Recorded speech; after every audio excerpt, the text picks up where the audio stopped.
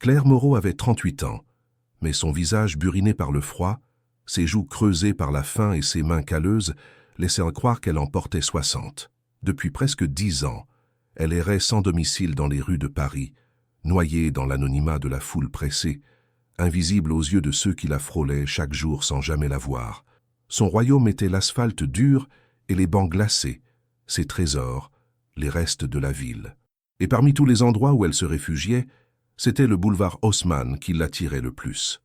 Elle s'installait chaque matin près des grandes vitrines illuminées, dissimulée entre un kiosque à journaux et une bouche de métro, toujours dans l'ombre du bâtiment imposant de la Valpré System, une entreprise de technologie dont le nom clignotait en lettres blanches et bleues au sommet d'une façade de verre.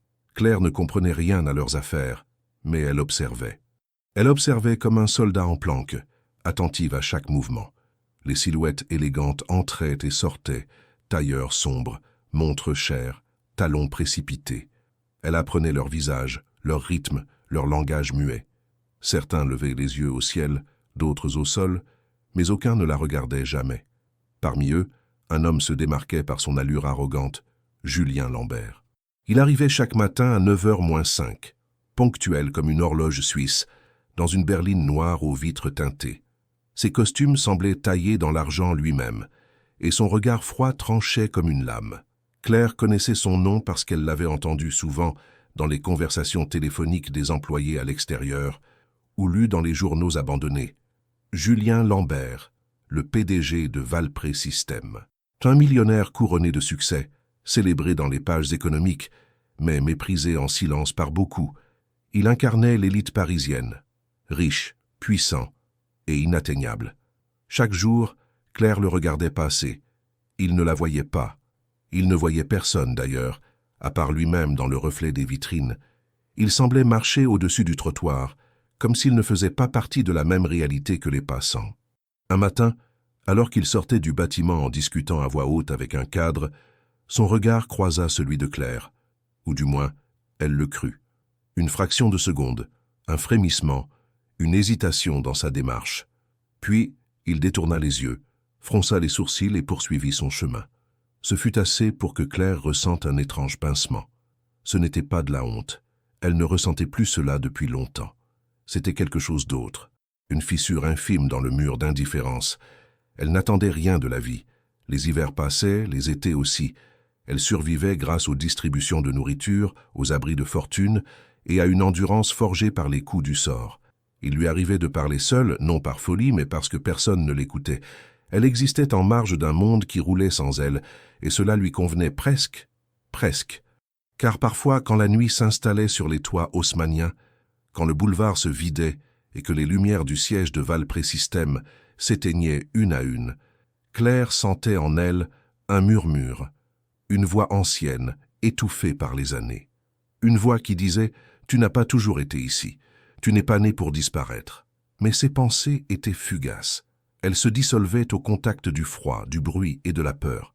Elle se couchait sur un matelas usé, recroquevillée sous des couvertures sales, et s'endormait en rêvant d'un autre monde, un monde où quelqu'un, une seule fois, dirait son nom.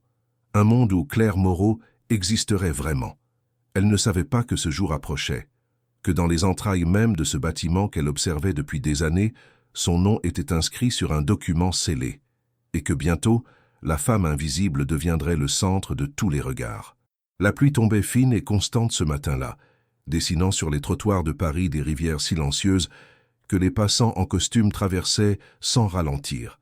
Claire, emmitouflée dans un manteau qui n'avait plus de forme ni de couleur, fouillait les ordures derrière l'immeuble de la Valpré System, là où les poubelles étaient jetées sans précaution, regorgeant parfois de trésors inattendus, restes de nourriture, journaux récents, bouteilles à moitié pleines. Elle connaissait ce coin comme sa poche. L'odeur était insupportable, mais elle y trouvait souvent de quoi survivre un jour de plus. Ce jour-là, pourtant, ce n'était pas un croissant abandonné ou une écharpe trouée qu'elle découvrit, mais quelque chose de bien plus singulier. Coincé entre un sac noir éventré et une boîte de carton imbibée d'eau, un petit paquet enveloppé dans du plastique transparent attirait son attention. L'instinct de survie lui dictait de passer à autre chose. Ce genre de choses n'appartenait pas à son monde.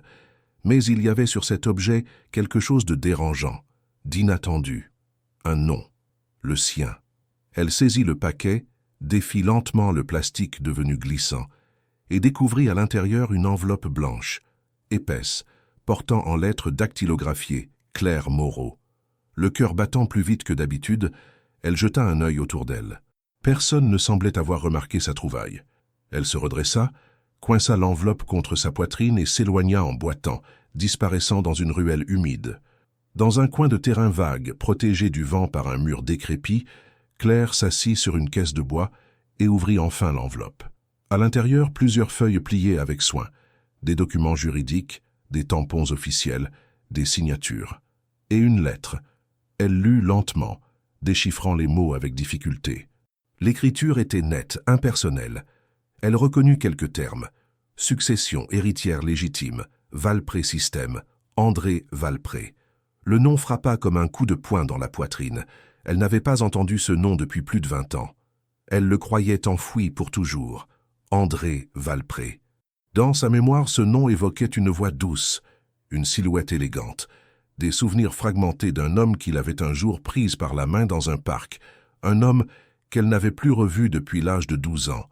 Sa mère l'avait toujours empêché de poser trop de questions, noyant le passé dans des silences froids et des regards fuyants. Mais la lettre était claire. André Valpré était son père biologique. Et selon ses documents, avant sa mort récente, il avait modifié son testament. Claire Moreau était désignée comme héritière principale d'une participation majeure dans l'entreprise qu'il avait fondée, Valpré Système. Elle relut la lettre 3 fois. Le papier tremblait entre ses doigts. Chaque mot semblait la repousser à une réalité qu'elle refusait d'admettre. Elle, propriétaire de quoi que ce soit, encore moins d'une entreprise colossale, celle-là même qu'elle avait observée en silence depuis des années. C'était absurde. C'était trop loin de tout ce qu'elle connaissait. Cela ressemblait à une erreur ou à une plaisanterie cruelle. Mais les documents étaient authentiques. Elle reconnaissait les tampons, les noms de notaires, les signatures officielles. Rien de ce qu'elle tenait en main n'avait l'allure d'un mensonge. Elle resta là longtemps, les yeux fixés sur les feuilles étalées à ses pieds, sans bouger. Le bruit de la ville paraissait lointain, assourdi par le tumulte qui grondait dans sa tête. Elle revoyait les traits d'André, sa voix douce, son regard presque triste, sa présence furtive dans une vie marquée par l'abandon. Il y avait donc eu un lien réel, tangible, et non une invention de son enfance solitaire, et ce lien revenait la chercher, des décennies plus tard, sous la forme d'un testament jeté dans une benne à ordures. Pourquoi ces documents se retrouvaient-ils là? Pourquoi personne ne l'avait contacté? Était-ce une tentative de l'effacer une fois de plus? Ou bien quelqu'un avait-il voulu l'empêcher de découvrir cette vérité? Elle plia soigneusement les feuilles, les remit dans l'enveloppe et la glissa au fond de son sac entre une paire de chaussettes déchirées et une vieille boîte de sardines vide. Une partie d'elle voulait tout oublier, jeter cette enveloppe loin d'elle, reprendre sa vie d'avant, faite d'oubli et de silence. Mais une autre partie, plus vive, plus ancienne, brûlait de comprendre. Elle n'était peut-être pas folle, comme on l'avait souvent laissé entendre. Elle n'était peut-être pas la poussière que tout le monde balayait du regard. Peut-être, au fond, avait-elle toujours eu une place quelque part. Peut-être que cette enveloppe était une preuve, une clé. Mais une clé pour ouvrir quoi? Le vent s'engouffrait dans les ruelles du 10e arrondissement avec une rudesse particulière ce soir-là. Claire marchait vite, la tête basse, serrant contre elle un sac plastique dans lequel l'enveloppe reposait, comme si elle transportait une bombe silencieuse. Elle évita les regards, prit les chemins les plus discrets et s'enfonça dans une arrière-cour délabrée qu'elle connaissait bien. C'était là qu'elle passait ses nuits depuis des mois, un ancien local technique désaffecté, dont la porte ne tenait plus que par un loquet tordu. Personne ne venait ici, et c'était parfait ainsi. Elle entra, referma derrière elle avec précaution, puis alluma une petite lampe torche qu'elle avait récupérée dans une brocante de fortune. L'endroit sentait l'humidité, mais c'était sec et presque silencieux, à l'exception du grondement lointain du métro qui passait à intervalles réguliers sous la ville. Dans un coin, une caisse de bois recouverte de vieux vêtements lui servait de lit. Elle s'agenouilla devant une autre caisse, bien plus ancienne, recouverte d'un tissu élimé. Elle hésita puis l'ouvrit. Dedans, des choses qu'elle n'avait pas touchées depuis des années. Des fragments de son ancienne vie, soigneusement conservé dans le peu qu'elle avait pu protéger.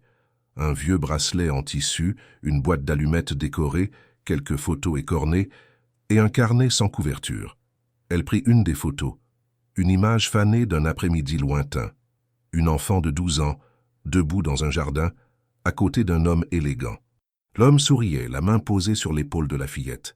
Elle n'avait jamais su qui avait pris la photo, mais elle se rappelait du moment, du silence, du regard doux de cet homme, du parfum discret qu'il portait. Elle ferma les yeux. André Valpré. C'était donc vrai. Pas un rêve, pas une invention. Il avait bien existé dans sa vie. Peu de temps, mais assez pour marquer sa mémoire d'une empreinte indélébile. Elle se souvenait des visites brèves mais régulières, toujours en cachette, toujours en dehors de la maison. Sa mère ne voulait pas qu'il entre. Elle l'appelait « l'erreur de jeunesse » quand elle en parlait, ce qui était rare. Il n'y avait jamais eu d'explication claire, seulement des colères, des silences et des départs précipités. Claire avait compris, avec le temps, que sa mère avait voulu l'éloigner de cet homme. Peut-être par rancune, peut-être pour la protéger. Mais à l'époque, elle ne savait qu'une chose. Il la faisait rire. Il lui posait des questions, il lui achetait des livres. Il n'avait jamais levé la voix. Et puis un jour, il avait disparu. Elle avait attendu des jours, des semaines. Il n'était jamais revenu. Et sa mère avait refusé de répondre à ses questions. À 12 ans, Claire avait cessé d'espérer. À 14, elle fuguait pour la première fois. À 16, elle vivait dans des squats. À 17, elle arrêtait de parler à quiconque. Mais ce souvenir restait. Cet homme qui un temps l'avait vue, qui lui avait parlé comme si elle comptait. Et maintenant, des années plus tard, elle apprenait qu'il avait cherché à la retrouver, qu'il avait modifié son testament, qu'il lui léguait une part importante d'un empire qu'elle n'avait jamais demandé. Elle rouvrit l'enveloppe, relut certains passages de la lettre. Les mots « héritière légitime » revenaient plusieurs fois. Les documents précisaient que le changement avait été fait 6 mois avant la mort d'André, qu'un notaire parisien, dont le nom figurait au bas des pages, avait enregistré la démarche. Il n'y avait aucune mention de contestation, aucun doute apparent sur sa volonté.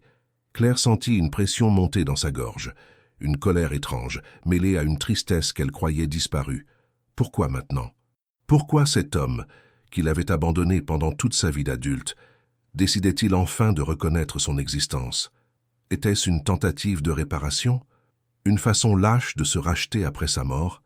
Elle se leva, marcha de long en large dans l'espace réduit, ses pas résonnant sur le sol de béton brut. L'amertume lui montait au visage. Il avait eu toutes les ressources pour la retrouver.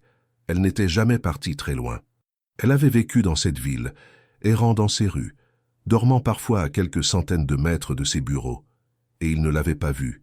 Il n'avait rien fait, ou du moins pas assez. Et pourtant, elle ne pouvait pas nier le trouble profond que cette lettre éveillait en elle. L'enfant qu'elle avait été se réveillait, encore prête à tendre la main vers ce père qui n'en avait jamais été vraiment un. Mais la femme qu'elle était devenue, celle qui avait survécu à la rue, au froid, aux regards qui jugent et ignorent, ne voulait pas de charité. Elle voulait comprendre et, peut-être, se faire entendre. Ce n'était plus une question d'héritage ou d'argent. C'était une question de vérité, d'identité, de justice même. Toute sa vie, elle avait été privée de voix. Cette enveloppe changeait tout. Elle ne savait pas encore comment, ni à quel prix. Mais elle sentait que quelque chose venait de basculer. Le passé, qu'elle avait tant voulu oublier, revenait à la surface, non comme un fantôme, mais comme une force, brutale, inévitable. Et cette force portait un nom qu'elle n'avait pas prononcé depuis plus de 25 ans, Valpré. Le lendemain matin, Claire se leva plus tôt que d'habitude. La nuit avait été brève, rythmée par des pensées qui tournaient sans cesse dans son esprit. Son visage, marqué par les années passées dans la rue, avait une dureté nouvelle, plus résolue. Elle avait pris une décision. Elle ne se contenterait pas de lire des documents trouvés dans une poubelle. Elle irait elle-même, en personne, confronter ceux qui occupèrent les bureaux de Valpré Systèmes.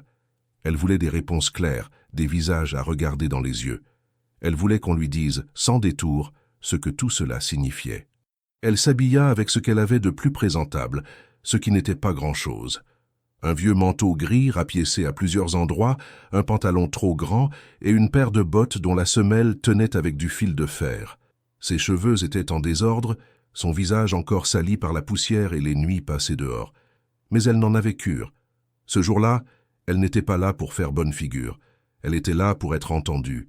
À 8h30 du matin, elle se tenait déjà devant l'entrée principale de la tour Valpré. Le hall vitré resplendissait sous les lumières artificielles et les employés affluaient, badge en main, bavardant à voix basse, le regard fixé sur leur téléphone. Claire les observa pendant plusieurs minutes, son cœur battant fort, sa gorge sèche. Elle inspira profondément, passa la porte tournante et entra. Le contraste était brutal. L'intérieur respirait le luxe discret, l'ordre et la précision. Marbre au sol, silence contrôlé, odeur de café frais et de parfums onéreux. À l'accueil, 2 jeunes femmes en tailleur, derrière un comptoir immaculé, levèrent les yeux en la voyant s'approcher. Claire s'arrêta à 2 mètres. Elle sentit les regards se poser sur elle, insistants, comme si sa seule présence déformait l'équilibre esthétique du lieu. « Bonjour », dit-elle d'une voix rauque. « Je voudrais parler à quelqu'un de la direction. C'est important, très important. » Les 2 réceptionnistes échangèrent un regard, puis l'une d'elles se redressa, tout en gardant un ton poli mais distant. « Vous avez un rendez-vous, madame ?»« Non, mais j'ai des documents. Il s'agit d'un testament. » D'André Valpré. Le nom fit l'effet d'un courant d'air froid. L'autre réceptionniste fronça les sourcils, pianota rapidement sur son clavier, puis secoua la tête. « Je suis désolé. Ce nom ne figure dans aucun de nos fichiers clients ou fournisseurs. Et vous ne semblez pas être répertorié non plus. Vous devriez contacter un avocat ou envoyer une lettre. Nous ne pouvons pas vous laisser passer sans autorisation. » Claire serra les poings. Elle s'attendait à une forme de résistance, mais pas à ce ton doucereux chargé de pitié méprisante. Elle sortit l'enveloppe de son sac, la posa sur le comptoir, ouvrit les documents et les glissa lentement vers la réceptionniste. « Lisez. Je suis Claire Moreau. Je suis mentionnée ici comme héritière. Je veux parler à quelqu'un du conseil. Maintenant. » Les 2 femmes s'échangèrent un nouveau regard, cette fois accompagné d'un soupir à peine masqué. L'une d'elles appuya sur un bouton sous le bureau. Quelques secondes plus tard, 2 agents de sécurité apparurent, grands, solides, en uniforme noir. Ils s'approchèrent sans un mot. « Madame, vous allez devoir nous suivre, » dit l'un d'eux. « Vous n'êtes pas autorisée à rester ici. » Claire sentit la rage monter. Elle attrapa les papiers, les serra contre elle et recula d'un pas. « Je ne partirai pas tant que je n'aurai pas vu quelqu'un. J'ai le droit de savoir pourquoi ces documents ont été cachés. J'ai le droit de parler. » Le ton monta légèrement. Quelques employés s'étaient arrêtés observant la scène à distance. Des murmures se propageaient déjà dans le hall. Les agents, visiblement embarrassés, saisirent Claire par les bras. Elle se débattit, mais ses forces étaient maigres. En quelques secondes, elle se retrouva poussée vers la sortie, ses documents tombant au sol. L'un des gardes les ramassa et les lui jeta sans ménagement. Sur le trottoir, elle chancela, son cœur battant à tout rompre, ses joues en feu. La pluie avait recommencé à tomber, fine et glacée.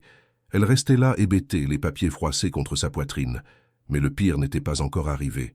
Car au moment où elle ramassait l'enveloppe tombée dans une flaque, une voix qu'elle avait entendue 1000 fois dans ses rêves, une voix tranchante et assurée, s'éleva derrière elle. « Vous voilà encore.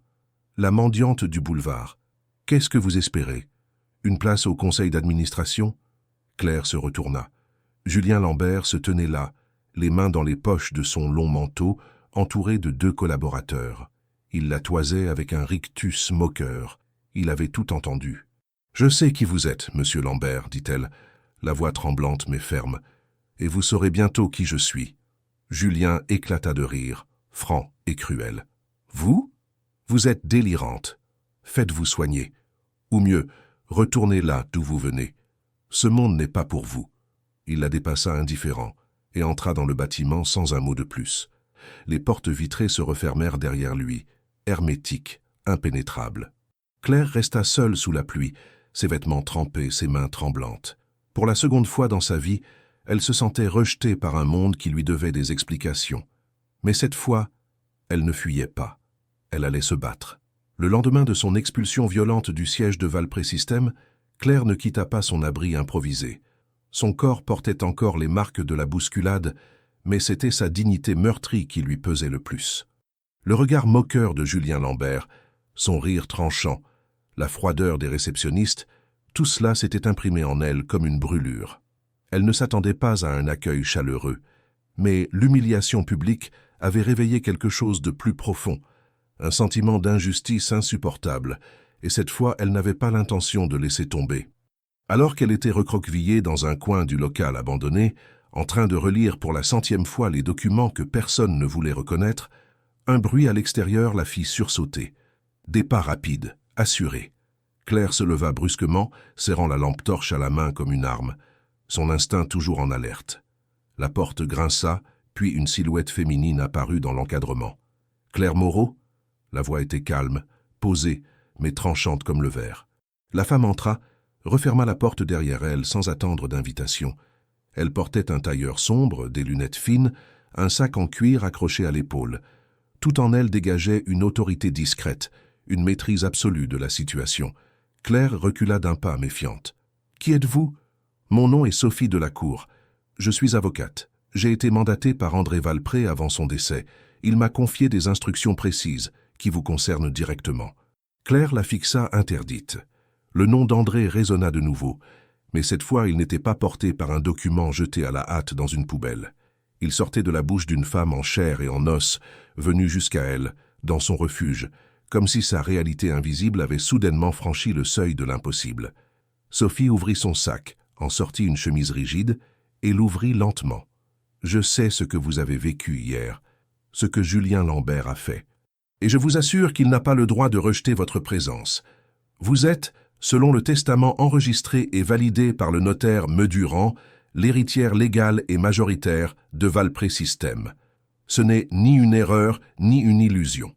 André Valpré a modifié son testament après vous avoir retrouvé, ou du moins après avoir confirmé votre identité et votre parcours. Il savait que vous viviez dans la rue.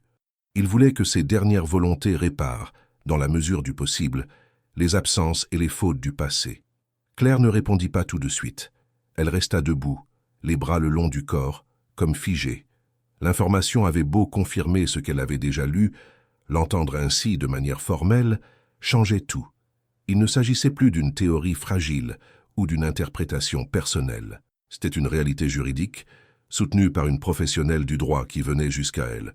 Pourquoi maintenant ? Pourquoi personne ne m'a contacté avant ? Parce qu'on a tenté d'effacer votre existence.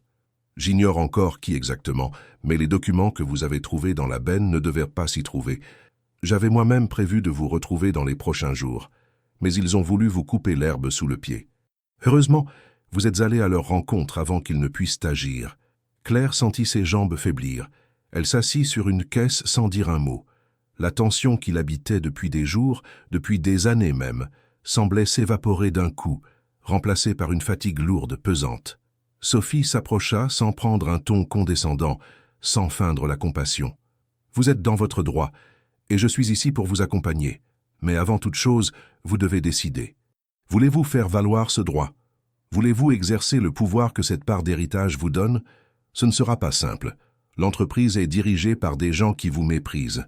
Julien Lambert ne reculera devant rien pour conserver sa position.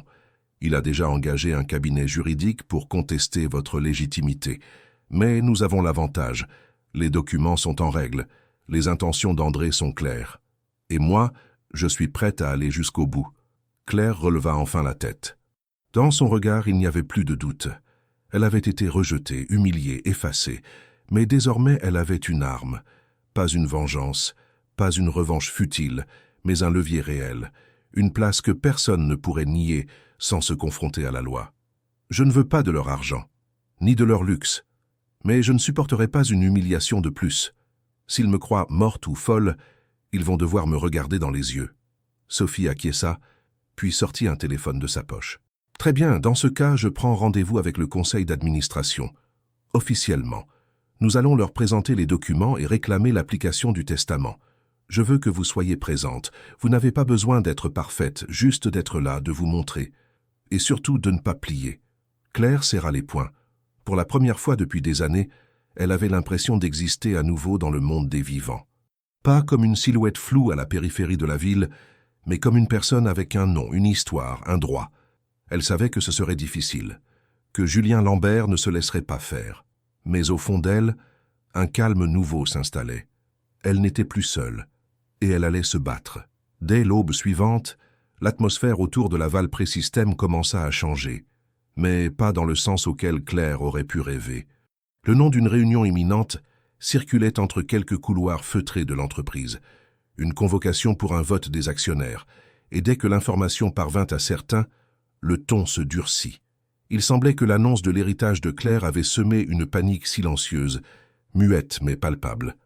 Dans les bureaux haut perchés, derrière les vitres opaques, certains dirigeants échangèrent des regards inquiets, jetaient des papiers douteux dans des brochures luxueuses, fermaient des dossiers avec fracas. Dans les étages, la nervosité transpirait. Le plus acharné de tous était Julien Lambert. Dès qu'il apprit que l'avocate, la Sophie de la Cour, compte soumettre les documents au conseil d'administration, il s'employa à saboter toute possibilité de transition. Il convoitait le pouvoir, les titres, l'argent. Pour lui, l'apparition soudaine de Claire était une menace existentielle, une anomalie à effacer avant qu'elle ne déstabilise l'équilibre qu'il dirigeait depuis des années. Il contacta des anciens cadres, raviva des partis pris, raviva des rancunes, redistribua des promesses de bonus, proposa des promotions à ceux qui s'engageraient à faire front contre cette imposture. Dans des bureaux feutrés, autour d'une table massive en bois verni, des alliances se formaient en silence, à huis clos. Claire n'avait pas idée de l'ampleur de la manœuvre. Elle allait bientôt le découvrir. Pendant ce temps, Sophie multipliait les démarches. Elle fit enregistrer les documents auprès du notaire, confia des copies à un ami avocat, demanda l'inscription provisoire de Claire au registre des actionnaires majeurs. Mais dès le lendemain, on lui fit savoir par un courrier formel que certaines pages du dossier étaient jugées irrégulières, que des informations manquaient ou semblaient falsifiées. Des détails mineurs à première vue, un espace vide devant la signature, un tampon d'authentification mal placé, une date ambiguë. Rien d'assez grave pour invalider un testament, mais suffisant pour lancer des doutes, retarder le vote, provoquer des retards, acheter du temps. Le conseil juridique de l'entreprise, fidèle à Julien, affirma qu'il fallait vérifier toutes les pièces, procéder à une enquête interne avant toute validation. C'était la première ligne de défense. Retarder, détourner, attendre que le fracas s'éteigne. Dans le hall principal, l'atmosphère changeait aussi. Les employés, autrefois indifférents à la femme en haillons, s'étaient tus. On chuchotait. On se retournait quand elle passait, presque par réflexe. Certains détournèrent le regard. D'autres fixaient la couleur trop terne de son manteau, ses chaussettes usées. Claire surprenait de plus en plus de regards compatissants ou méfiants. Elle ne se sentait plus invisible. Elle n'était plus la silhouette floue sous un porche. Elle était l'ombre menaçante du changement. Et cela effrayait du monde. Cette tension se reflétait dans son esprit. Chaque matin, en se réveillant dans son abri, en serrant les documents contre elle, Claire sentait son cœur tambouriner. Une partie d'elle voulait battre en retraite, retourner à l'ombre, redevenir invisible. L'autre, celle qu'elle ne connaissait pas, ou qu'elle redécouvrait, voulait avancer, défendre cette vérité qui la ramenait à la vie. Elle savait que si elle reculait maintenant, tout ce qu'elle avait retrouvé risquait de lui être enlevé, effacé. Alors elle résista au découragement, à la peur, à l'indifférence, avec une obstination née de douleurs anciennes, de nuits glaciales, de refus répétés. Chaque regard de haine, chaque mot méprisant, chaque éloignement forcé devenait un carburant secret. Mais la résistance interne ne se limitait pas à des mots murmurés ou à des dossiers retardés. Un vendredi, tard dans l'après-midi, alors que le siège commençait à se vider, un directeur, jusqu'alors discret, posa des questions lors d'une réunion préparatoire. « Qui garantit que ces documents n'ont pas été falsifiés ?» demanda-t-il d'un ton neutre. Puis un autre ajouta « Ne devrions-nous pas entendre des témoins, un héritage de cette ampleur pour une femme qui vit dans la rue? C'est difficile à croire. » Le ton, sans être ouvertement agressif, laissait entendre une condamnation. On proposa de nommer un expert indépendant pour analyser l'authenticité des papiers. On proposa de repousser la réunion finale d'au moins 2 semaines. On proposa tout, sauf reconnaître immédiatement les droits de Claire. Et dans cette lente dilution du temps, dans cette résistance interne fixée derrière des accords tacites, le danger venait moins des portes fermées que de l'inertie institutionnelle. Sophie, de son côté, réagissait avec prudence. Elle savait que plus elles en faisaient, presse, droit, démarche, plus Julien et ses alliés seraient sur la défensive. Elle suggéra de ne pas parler aux médias, de ne pas attirer l'attention avant d'avoir un vote clair.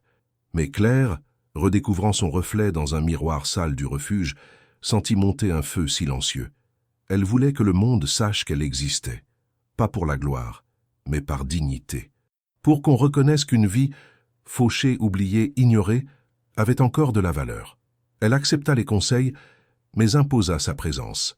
Elle demanda que Sophie envoie une convocation formelle à tous les membres du conseil, qu'on place son nom sur la liste des participants. Elle refusa les avances de ceux qui proposaient une somme d'argent pour étouffer l'affaire. Elle refusa les compromis tordus, les sorties discrètes, les faux conciliations. Elle ne voulait pas d'ombre. Elle voulait la lumière, même froide, même cruelle. Les jours passèrent. La date du vote restait incertaine, suspendue à ses analyses, à ses objections, à ses retards. Dans l'appartement vide qu'elle squattait encore, l'abri inconfortable qu'elle appelait maison, Claire relisait la lettre d'André la nuit, à la lueur d'une bougie tremblante. Elle repensait à l'enfant qu'elle avait été, seule, abandonnée, ignorée. Elle repensait à l'homme sur la photo, la main posée sur son épaule, le regard protecteur, tendre, plein de promesses qu'il n'avait jamais tenues. Elle repensait au vide, à la peur, à la rue, à l'ombre, et à désormais ce nom qu'elle portait, héritière, non par chance, mais par le souvenir d'un homme qui avait tenté de réparer une erreur, un droit qu'on tentait de lui voler. Elle comprit alors que la résistance interne ne serait pas seulement juridique, mais morale, existentielle. Que le combat serait long, que la victoire ne se gagnerait pas dans les regards des actionnaires, mais dans le droit qu'elle avait de rester debout, visible, non effacée. Dans ses nuits blanches à relire les documents, dans ses doutes, dans ses peurs, mais aussi dans son refus de retourner à l'ombre. Et tandis que la tour de verre continuait d'abriter les manœuvres obscures de ceux qui voulaient l'ignorer ou la faire disparaître, Claire sut qu'elle tiendrait. Pour elle, pour son passé, pour ce qu'elle était, enfin redevenue. Lorsque Claire pénétra de nouveau dans le hall principal de la Valpré System, les premières conversations cessèrent. Les employés, habitués à sa silhouette sale et vacillante postée près des poubelles ou des grilles de ventilation, ne la reconnurent pas tout de suite. Ce matin-là, elle avait laissé derrière elle le manteau troué, les chaussures rafistolées et les couches de vêtements accumulées contre le froid. À la place, elle portait une tenue sobre choisie par Sophie. Un pantalon noir élégant, une chemise sans fioriture, un manteau droit dont la coupe révélait une droiture nouvelle dans sa posture. Ses cheveux, coiffés avec soin, encadraient un visage marqué mais digne. Elle n'était pas une femme transformée par le luxe. Elle était une femme debout, les traits encore durs, mais la démarche ferme. Une femme qu'on ne pouvait plus ignorer. À ses côtés, Sophie Delacour marchait avec assurance. Dans ses mains, une pochette en cuir contenant tous les documents officiels que personne n'avait voulu lire jusqu'ici. Leur progression dans le hall fut silencieuse. Pas un mot. Mais les regards fusaient. Certains employés s'éloignèrent instinctivement, d'autres restèrent figés, incertains. Ceux qui avaient ri d'elle des semaines plus tôt baissèrent les yeux, car ils comprenaient maintenant qu'elle n'était pas venue mendier, ni supplier, mais réclamer ce qui lui revenait. À l'accueil, les deux jeunes femmes qui l'avaient fait expulser se redressèrent, tétanisées. L'une d'elles ouvrit la bouche, hésita à prononcer quelque chose, mais Sophie intervint immédiatement. « Nous avons rendez-vous avec le conseil d'administration. Je vous prierai d'annoncer la présence de Claire Moreau, actionnaire majoritaire et légataire officiel de M. André Valpré. » Les mots tombèrent comme des pierres dans un puits. La réceptionniste ne répondit pas. Elle se leva, s'éloigna pour passer un appel. Moins d'une minute plus tard, un agent de sécurité arriva, mais cette fois, il ne tendit pas la main pour expulser Claire. Il les invita à le suivre. Dans l'ascenseur, Claire fixait son reflet. Elle n'avait pas oublié les regards de mépris, les murmures, les rires. Mais elle ne tremblait pas. Elle savait ce qu'elle représentait, non seulement pour la structure de l'entreprise, mais pour l'histoire qu'on avait tenté d'effacer. Elle n'était pas là pour convaincre, elle était là pour affirmer. À l'étage du conseil, une salle les attendait, longue, vitrée, avec une table ovale entourée de chaises en cuir. Les membres du conseil d'administration étaient déjà là, costumes, montres, visages fermés. Certains feignaient l'indifférence, d'autres affichaient un mépris à peine contenu. Julien Lambert, assis au centre, ne dissimulait pas sa contrariété. Il se leva, mais sans sourire. « Claire Moreau, j'imagine que vous venez réclamer la couronne ?» Claire ne répondit pas. Elle sortit les documents qu'elle posa lentement devant elle. Sophie prit la parole, exposant les faits, les preuves, les dates, les signatures, les validations notariales. Elle parla calmement, sans emphase, mais avec une précision implacable. Il ne s'agissait pas d'un caprice ni d'une intrusion.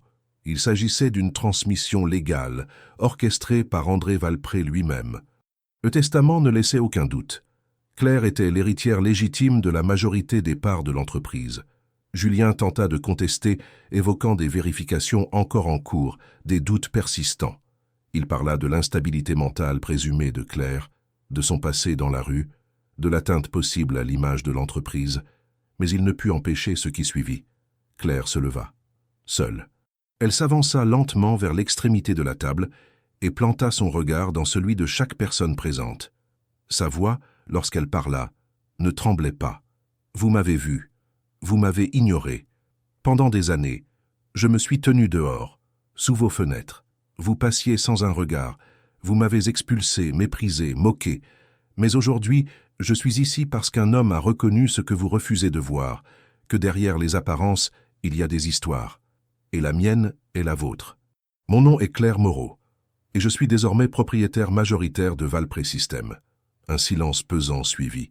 Personne ne s'attendait à une déclaration aussi directe, aussi nue. Certains baissèrent les yeux, d'autres restèrent figés. Julien, lui, avait perdu son sourire. « Vous pensez que cette entreprise va se plier à vos caprices? Vous ne comprenez rien à notre monde. »« Peut-être, » répondit-elle, « mais ce monde est aussi le mien maintenant, que ça vous plaise ou non. » Sophie annonça alors que les documents seraient déposés en préfecture dans la journée, accompagnés d'une demande officielle de changement au registre des actionnaires. L'Assemblée générale serait convoquée sous 8 jours pour confirmer la nouvelle répartition. Julien n'avait plus d'issue immédiate. Son emprise sur l'entreprise venait de recevoir une brèche profonde. À la sortie de la réunion, les couloirs semblaient plus silencieux que d'habitude.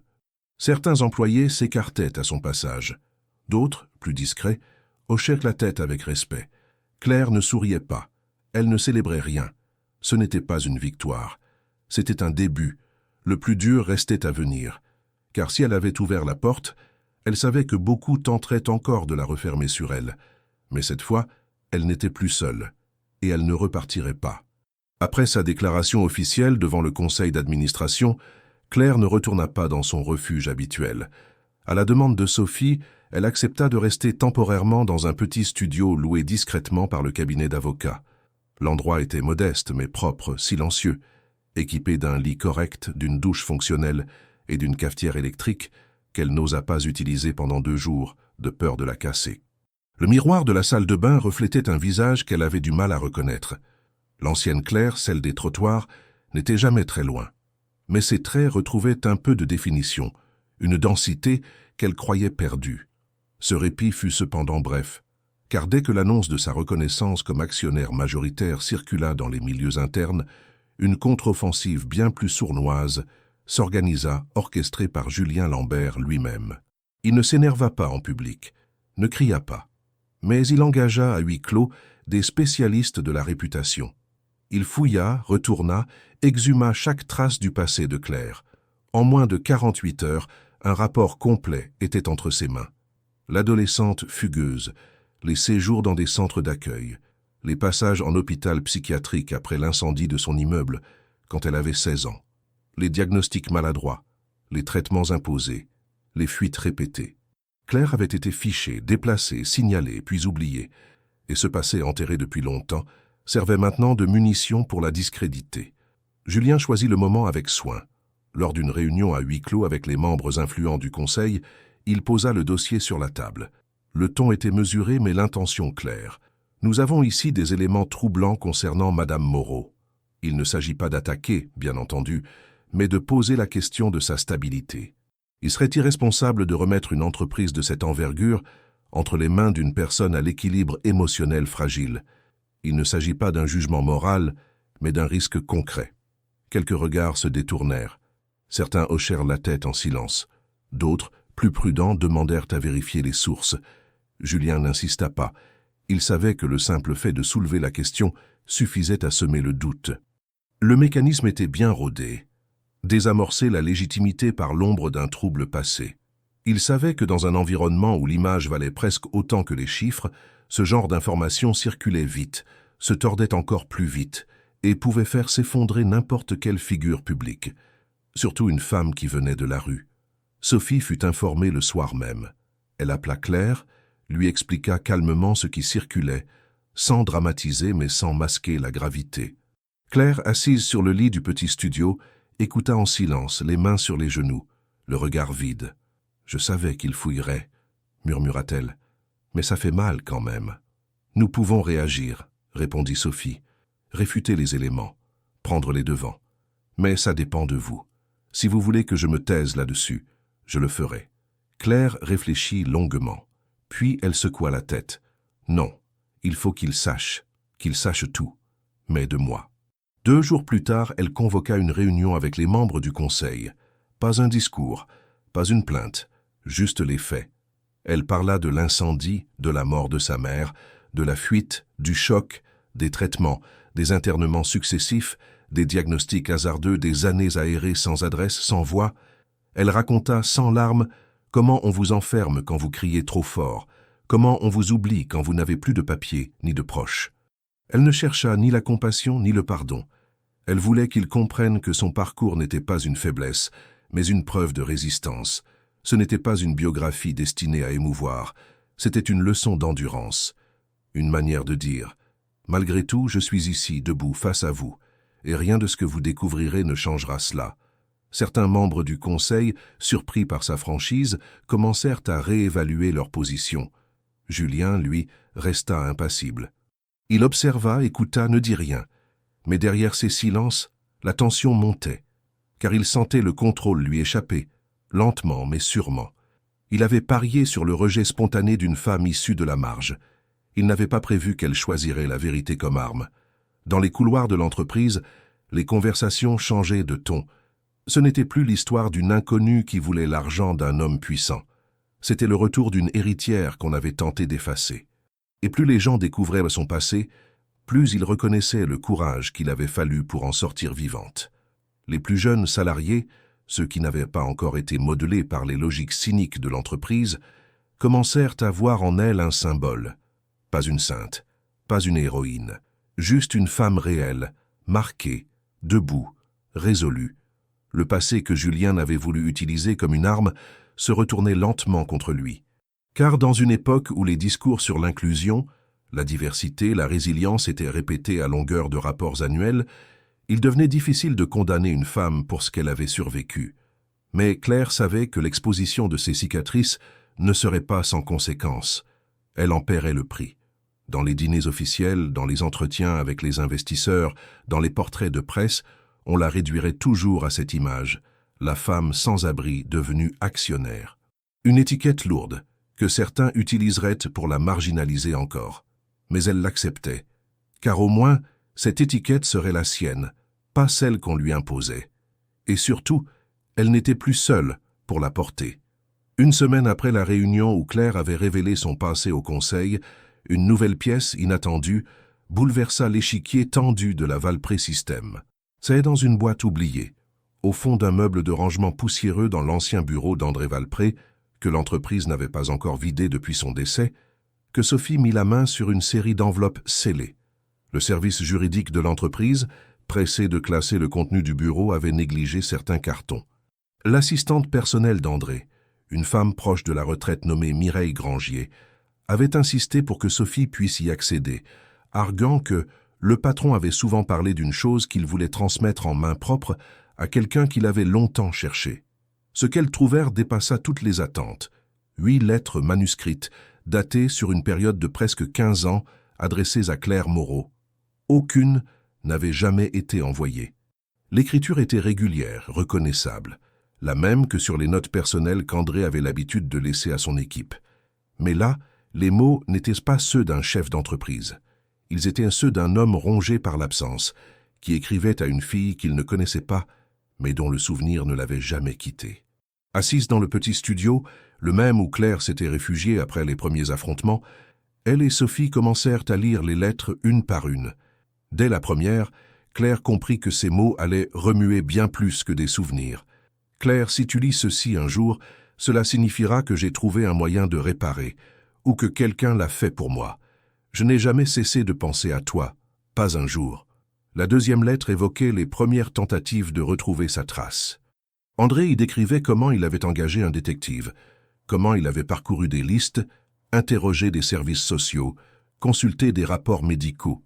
À plusieurs reprises, il avait cru l'apercevoir, dans une station de métro, dans un dossier de l'hôpital Saint-Antoine, dans un article sur les sans-abri.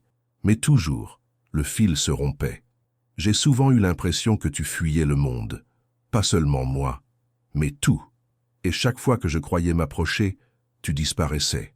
À travers les lettres, Claire découvrait un homme très différent de l'image rigide qu'elle avait longtemps gardée en tête. Il ne parlait pas d'héritage, de capital, ni de décision financière. Il parlait d'absence, de culpabilité, de regret. Il reconnaissait avoir cédé à la pression de sa famille, à l'époque où il avait eu une relation avec la mère de Claire, une femme issue d'un autre milieu, que les Valpré n'avaient jamais accepté. L'union avait été brève, clandestine.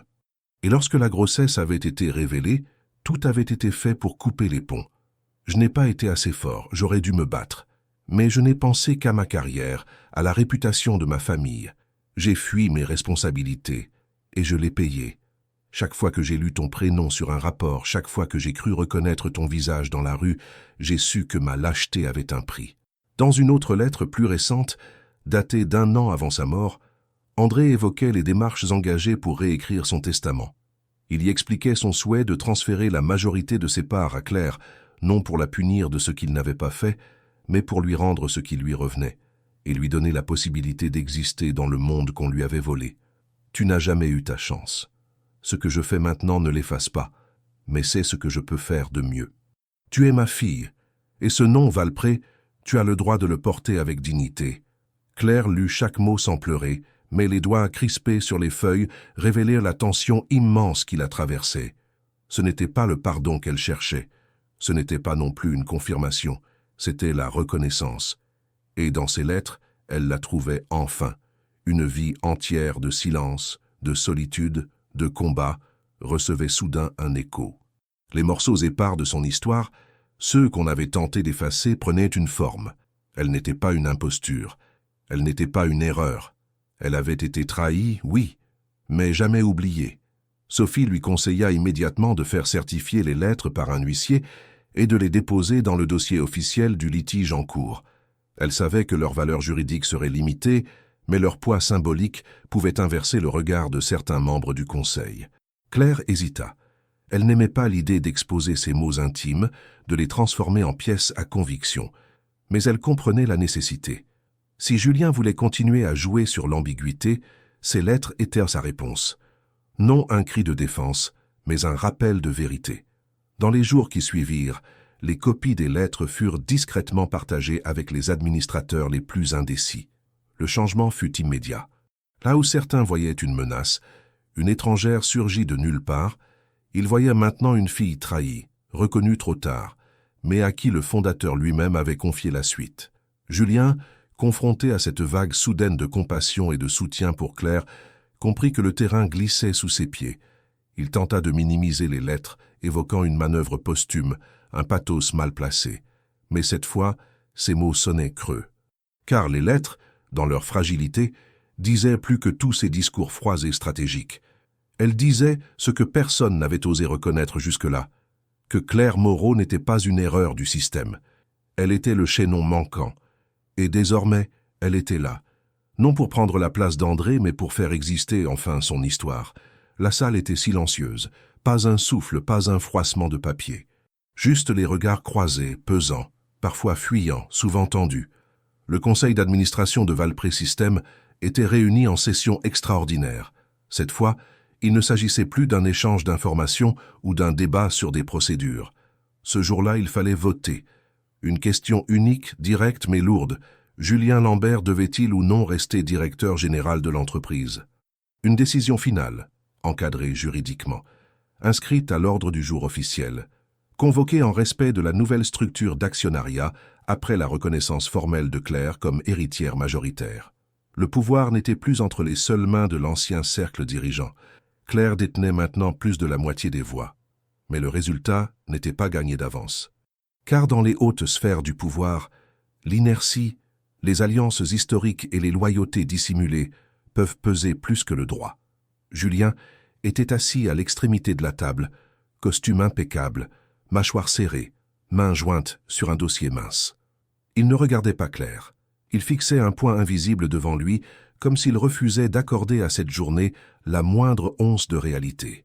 Autour de la table, les autres membres du conseil affichaient des postures différentes. Certains observaient Claire avec intérêt, d'autres avec réserve, d'autres encore avec un malaise palpable. L'histoire des lettres d'André avait marqué les esprits, mais le passé de Claire, sa fragilité présumée, ses années dans la rue, demeuraient pour beaucoup une source de méfiance. Les intérêts financiers se mêlaient à des préjugés anciens, bien ancrés. Claire se leva. Elle ne portait ni bijoux, ni maquillage. Sa tenue était sobre, sans sophistication, mais propre, nette, soignée. Elle tenait entre les mains quelques feuilles, sur lesquelles elle avait noté quelques mots, mais elle ne les lut pas. Elle les posa devant elle, prit une inspiration, puis parla. « Je suis ici parce qu'un homme a reconnu en moi ce que beaucoup ont refusé de voir. Ce n'est pas une question de mérite, ce n'est pas une question de stratégie, c'est une question de vérité. Vous connaissez mon histoire. Vous avez lu ce que mon père a laissé derrière lui. Vous savez d'où je viens, ce que j'ai traversé. Je ne suis pas ici pour demander votre compassion.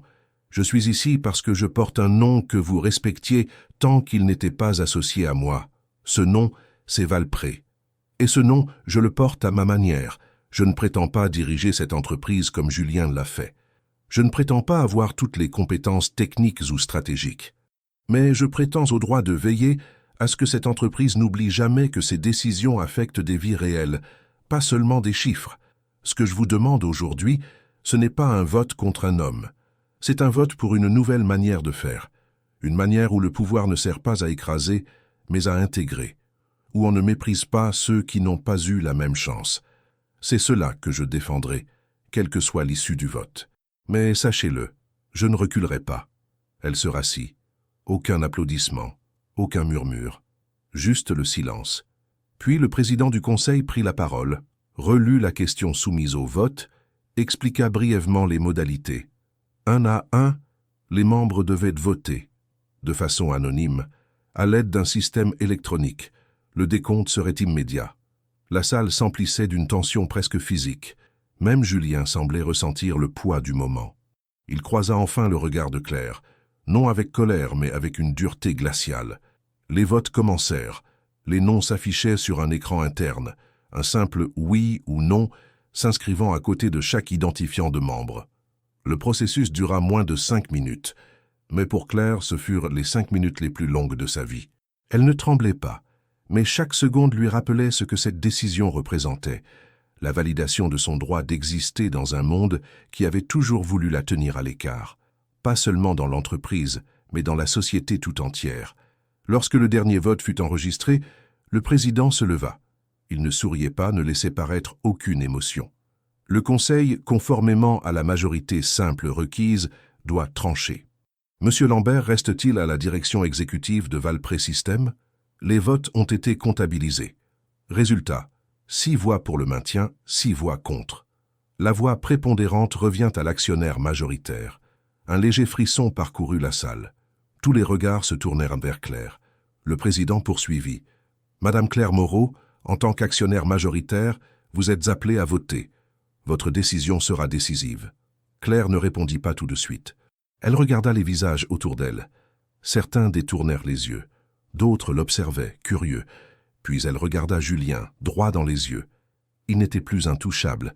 Il était un homme pris au piège de son arrogance face à une réalité qu'il n'avait pas su anticiper. « Non, dit-elle simplement. Je vote contre le maintien de Julien Lambert. » Un battement de silence. Puis, le président confirma. Julien Lambert est officiellement démis de ses fonctions. Une direction intérimaire sera nommée jusqu'à ce que le Conseil se réunisse à nouveau pour choisir un nouveau dirigeant. Julien se leva lentement. Il ne dit rien. Son regard passa sur chacun, puis se fixa à nouveau sur Claire. « Vous avez gagné une bataille », murmura-t-il en quittant la pièce. « Pas la guerre. » Claire ne répondit pas. Elle n'avait pas besoin de répondre, car ce jour-là, pour la première fois, elle n'était plus une silhouette en marge. Elle était une voix, une décision. Un point final à une domination construite sur le mépris. Et même si elle savait que rien ne serait facile à partir de maintenant, elle avait posé un acte que personne ne pourrait annuler. Elle avait choisi. Et elle l'avait fait à visage découvert. Le renvoi de Julien Lambert du poste de directeur général de Valpré Systèmes fut accueilli par une vague d'émotions contradictoires dans les couloirs de l'entreprise. Certains, qui voyaient en lui une figure de stabilité, exprimaient leur inquiétude à voix basse. D'autres, plus discrets mais tout aussi attentifs, guettaient déjà le prochain mouvement, le prochain visage qui occuperait le trône temporairement vide. Mais parmi les membres du Conseil, l'atmosphère n'était pas à la victoire. Elle était à la prudence, à la méfiance contenue. Et Claire, malgré la décision qu'elle venait de faire valoir, sentait l'équilibre fragile sous ses pieds. Ce matin-là, elle s'était rendue au siège sans accompagnement. Pas de Sophie, pas d'assistante. Juste elle, une chemise bien pliée sous le bras, les cheveux attachés, le regard direct. Elle ne venait pas pour diriger une réunion, ni pour faire une déclaration. Elle voulait voir les lieux à visage nu, sans cérémonie, sans encadrement, marcher dans les couloirs, observer les visages, écouter les silences. Elle voulait ressentir ce que signifiait vraiment être la propriétaire majoritaire d'une entreprise qu'elle n'avait jamais imaginé gouverner. Mais très vite, elle perçut que quelque chose clochait. Le personnel semblait nerveux. Les échanges s'interrompaient quand elle passait. Le directeur des ressources humaines, qu'elle avait brièvement rencontré quelques jours auparavant, évita son regard et prétendit une urgence au téléphone. Lorsqu'elle entra dans la salle de réunion où devait se tenir une rencontre de suivi avec le conseil, elle comprit. Le visage de Jean-Luc Méraud, l'un des administrateurs les plus anciens, trahissait une tension inhabituelle. C'était lui, pourtant, qui lui avait promis son vote lors du scrutin précédent. Celui qui lui avait serré la main avec fermeté en affirmant que le temps était venu de changer les règles du jeu. « Claire, dit-il en se levant, il faut qu'on parle. » Le reste des membres du conseil arriva progressivement, chacun à son rythme, l'atmosphère pesante. Personne ne salua Claire avec enthousiasme. Quelques regards échangés suffirent à lui faire comprendre que les choses avaient bougé. Et vite. Méraud prit la parole avec une neutralité étudiée. Certains éléments récents sont remontés au service du Conseil. Des inquiétudes sur ta capacité à assumer la présidence du Conseil d'administration dans un contexte aussi instable. Je ne remets pas en cause ton droit légal, Claire, mais il est question ici de gouvernance, de stabilité pour les actionnaires, les investisseurs. Claire resta silencieuse. Elle le laissa parler. Il évoqua des zones d'ombre dans ses antécédents médicaux, de nouveaux témoignages sur son comportement passé et surtout des consultations internes menées en toute confidentialité. Enfin, il annonça qu'un vote exceptionnel serait organisé dans l'heure pour décider de son maintien à la présidence du Conseil. « Ce n'était pas prévu, dit-elle. Ce n'est pas à l'ordre du jour. Le règlement autorise une réunion extraordinaire à la majorité simple si la situation le justifie, » répliqua un autre membre. Claire comprit alors. Ce n'était pas une inquiétude légitime, c'était un coup monté. Et la pièce maîtresse de cette trahison était précisément celui qui s'était engagé à la soutenir. Jean-Luc Méraud. « Vous avez menti, » murmura-t-elle. « J'ai réévalué, » dit-il sans ciller. « Ce n'est pas personnel. C'est une décision pour l'intérêt de l'entreprise. » Le vote se déroula rapidement. Claire fut invitée à quitter la salle. Elle resta debout dans le couloir, sans bouger. Elle ne pleurait pas, ne tremblait pas. Elle savait ce que signifiaient ces manipulations. Elle les avait vues de l'extérieur, dans les rues où les puissants ne regardèrent pas. Et maintenant qu'elle était à l'intérieur, elle les vivait de plein fouet.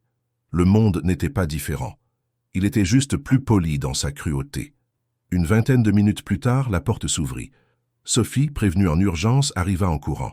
Trop tard pour empêcher le vote, mais pas pour voir le résultat. Méraud sortit, l'air calme. Le Conseil a voté. Claire Moreau est déchue de sa fonction de présidente du Conseil. Son statut d'actionnaire majoritaire n'est pas remis en cause, mais sa participation aux décisions stratégiques est suspendue dans l'attente d'une évaluation externe. Sophie s'interposa, exigea les procès-verbaux, invoqua l'irrégularité de la procédure. Méraud haussa les épaules. Tout a été fait dans les règles.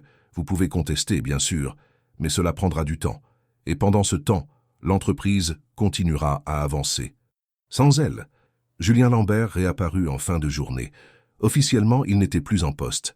Officieusement, il était revenu par la porte dérobée que Méraud et d'autres lui avaient laissée grande ouverte. Il se contenta d'un sourire à l'ancienne, froid, satisfait. « Je vous avais dit que ce n'était pas fini. » Claire ne répondit rien. Elle s'éloigna. Dans sa main, elle tenait encore la chemise qu'elle avait apportée ce matin-là.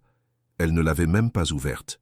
Dedans, il y avait un projet qu'elle espérait proposer au Conseil, un plan d'insertion sociale par l'emploi, destiné à faire de Valpré Systèmes un pionnier dans l'inclusion professionnelle des plus démunis.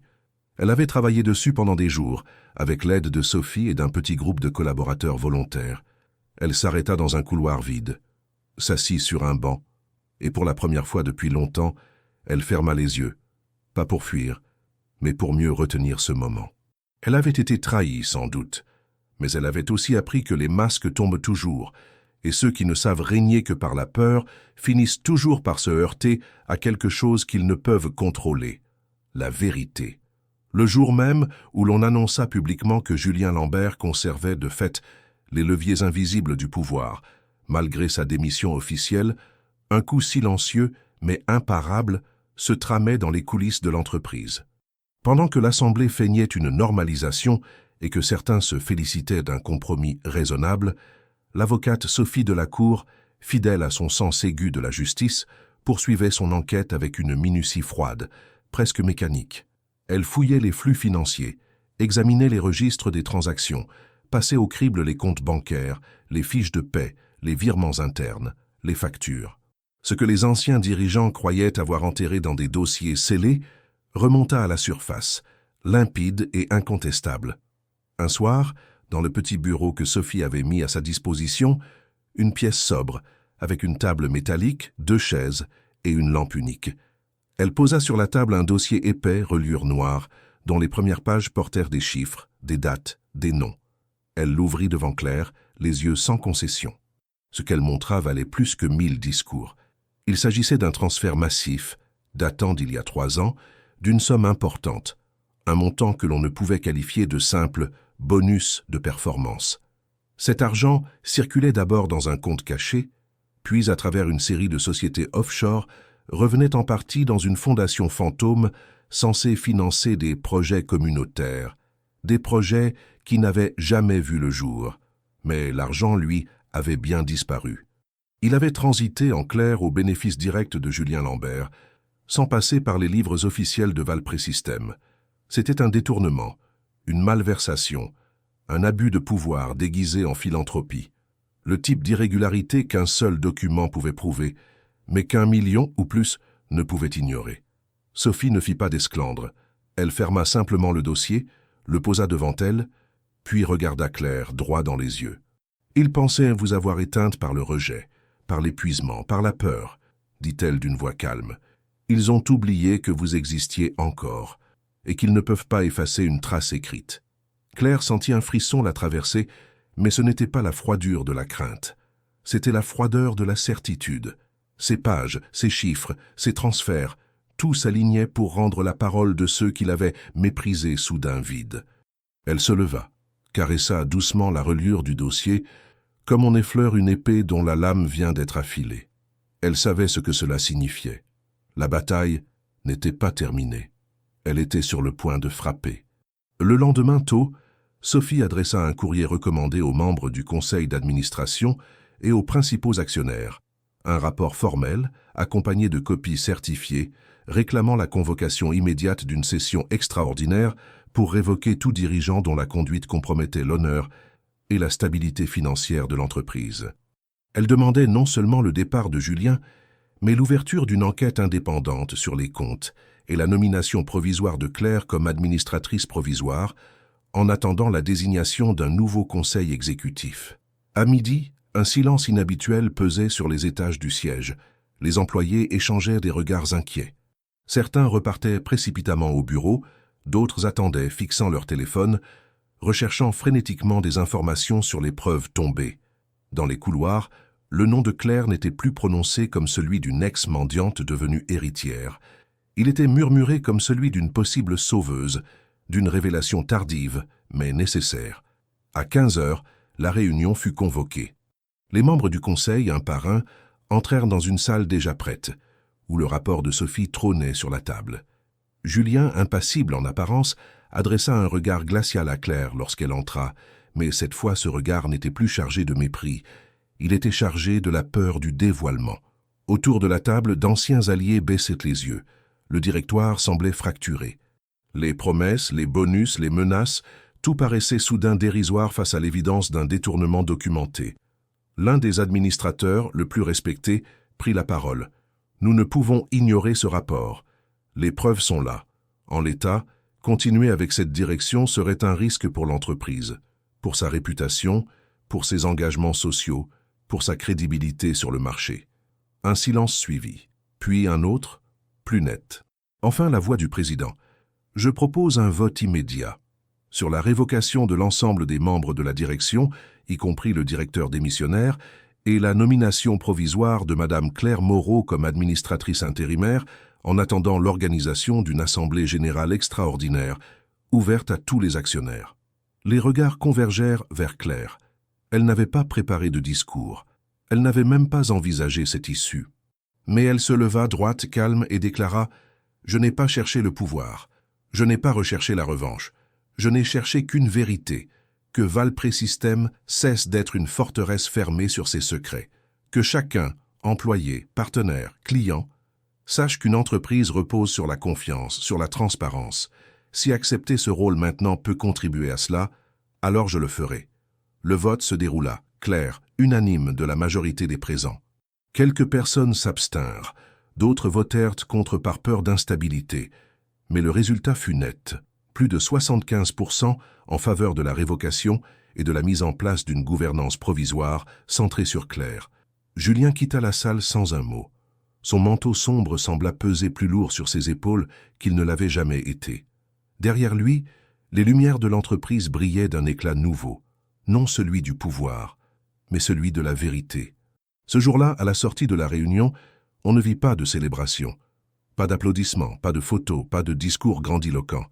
Claire descendit lentement les escaliers vitrés, entourée de Sophie, de quelques anciens collaborateurs, ceux qui avaient cru en elle lorsque personne ne la voyait, et d'employés silencieux qui baissaient les yeux respectueusement. Elle avait les mains serrées, le regard fixe, le cœur prisonnier d'une émotion difficile à nommer. Elle n'avait pas conquis un trône. Elle avait simplement arraché le masque d'un pouvoir fondé sur la duplicité. Dehors, Paris bruissait sous la pluie fine de décembre. Les gouttes glissaient sur le parapet du boulevard Haussmann, comme des larmes que la ville n'osait plus cacher. Claire leva les yeux, regarda le bâtiment de Valpré-Système, ce colosse de verre, avec une gravité tranquille. Elle ne souriait pas. Mais au fond de ses yeux brillait une détermination nouvelle, faire de cette entreprise non pas un monument de richesse, mais un refuge de dignité et d'espoir. Car aujourd'hui, pour la première fois, la femme invisible redevenait quelqu'un, mais pas pour ce qu'elle avait perdu, pour ce qu'elle choisissait désormais de bâtir. 3 mois avaient passé depuis que Claire Moreau avait été nommée administratrice intérimaire de Valpré-Système. 3 mois pendant lesquels elle n'avait cessé de travailler, de rencontrer, d'écouter. Elle avait refusé les privilèges habituels. Pas de voiture de fonction, pas de bureau au dernier étage, pas de fauteuil en cuir. Elle s'était installée dans un ancien local réaménagé au rez-de-chaussée du siège, à côté du service des ressources humaines. Sa porte restait ouverte toute la journée. Pas symboliquement, réellement. Chacun pouvait entrer, poser une question, déposer une idée, faire une remarque.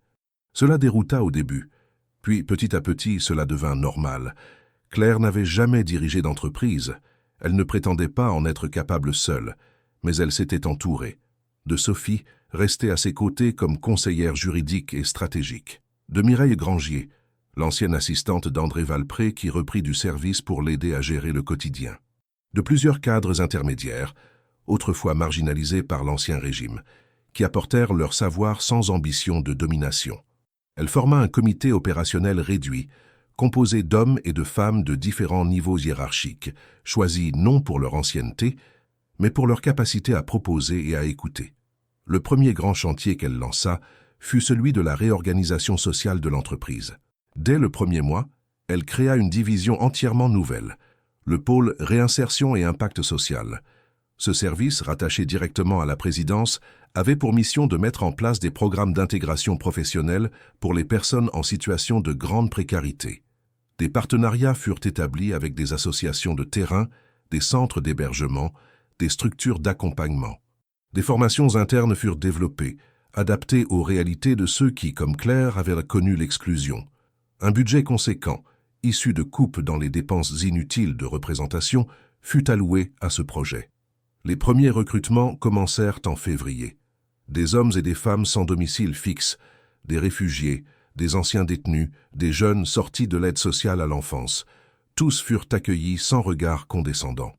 Ils reçurent des contrats stables, un accompagnement personnalisé, une formation progressive. L'accueil fut mitigé au départ. Certains cadres voyaient cela comme une opération de communication, mais au fil des semaines, les résultats parlèrent. Les nouveaux salariés apportaient une énergie nouvelle, un sens du travail forgé dans la nécessité, une gratitude lucide qui contaminait même les plus sceptiques. Ils n'étaient pas des bénéficiaires, ils étaient des collègues. Claire ne cherchait pas à imposer un modèle. Elle testait, ajustait, admettait ses erreurs. Elle écoutait. Lorsqu'un des anciens directeurs financiers lui dit que certaines décisions risquaient d'effrayer les actionnaires, elle ne se braqua pas. Elle convoqua une réunion avec les principaux investisseurs. Elle leur parla sans langue de bois. Elle leur montra les chiffres, mais aussi les visages. Elle leur expliqua que la rentabilité n'était pas incompatible avec l'intégrité. Que miser sur des êtres humains, ce n'était pas un coût. C'était un investissement à long terme. Elle savait que certains partiraient, d'autres restèrent. Et même, quelques-uns décidèrent d'augmenter leur participation. Julien Lambert, de son côté, avait disparu de l'espace public. Une enquête judiciaire était en cours. Les documents fournis par Sophie avaient été transmis aux autorités compétentes. Les ramifications du détournement de fonds s'étendaient à d'autres structures, à des partenaires douteux, à des montages financiers complexes. Claire ne cherchait pas la vengeance. Elle voulait simplement que justice soit faite, que l'impunité cesse. Un jour de mars, alors qu'elle sortait du bâtiment pour une pause, Claire s'arrêta devant les grilles de l'entrée. Le soleil brillait, timide mais réel. Elle regarda le boulevard Haussmann, là où elle avait passé des années assise sur le bitume, ignorée de tous. Elle reconnut l'angle du mur contre lequel elle s'était souvent adossée, les marches où elle avait dormi les nuits les moins froides. Elle sentit une bouffée étrange monter en elle. Pas de fierté, pas de revanche, mais une forme de paix, une certitude. Elle n'avait pas gagné, elle avait repris sa place. Et cette place, elle la tenait non par pouvoir, mais par choix. Plus tard ce jour-là, elle se rendit dans un centre d'accueil avec lequel Valpré Systèmes avait signé un accord. Elle n'était pas attendue. Elle entra discrètement, salua les bénévoles, s'assit avec quelques résidents. Elle parla peu. Elle écouta surtout. Une jeune femme, les yeux cernés, lui demanda « Tu travailles à Valpré, toi ?» Claire hocha la tête. « Oui, j'y suis. » Elle ne dit pas qu'elle était propriétaire, ni présidente. Elle dit simplement qu'elle y était. Et c'était vrai. Quand elle rentra chez elle ce soir-là, un petit appartement loué à son nom, sobre mais lumineux, elle s'assit dans le fauteuil près de la fenêtre.